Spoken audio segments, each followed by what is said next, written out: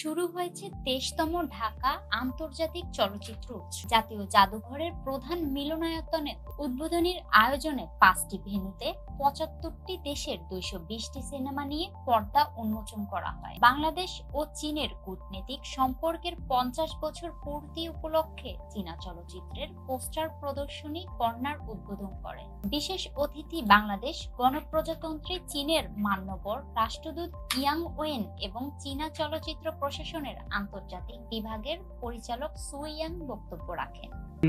Mr. Nahid Islam, Honorable Advisor of Information and Broadcasting, the Interim Government of Bangladesh, Honorable Mr. Jalal Ahmad, Chairman of the Bangladesh Energy Regulatory Commission.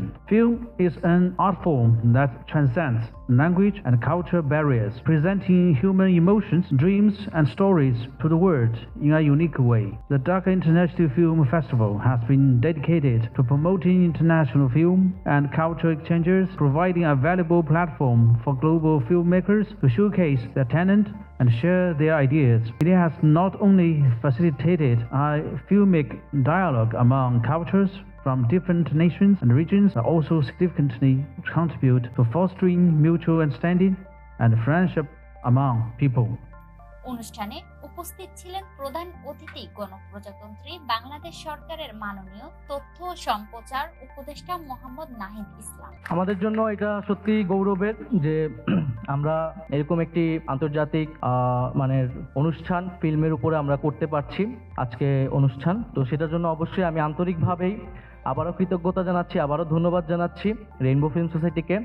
আমাদের ফিল্মকে আমরা nationally এবং পাশাপাশি ইন্টারন্যাশনালিও globally আমরা represent করতে পারতেছি এবং আমরা প্রত্যাশা করি, আকাঙ্ক্ষা করি যে ঢাকাকে আমরা একটি বহু সংস্কৃতি এবং বহু ভাষাভিত্তিক একটি সাংস্কৃতিক কেন্দ্রে পরিণত করতে পারবো এবং সেই সাংস্কৃতিক চর্চার লীলাক্ষেত্র হবে ঢাকা। এটাই আমাদের আগামী দিনের প্রত্যাশা।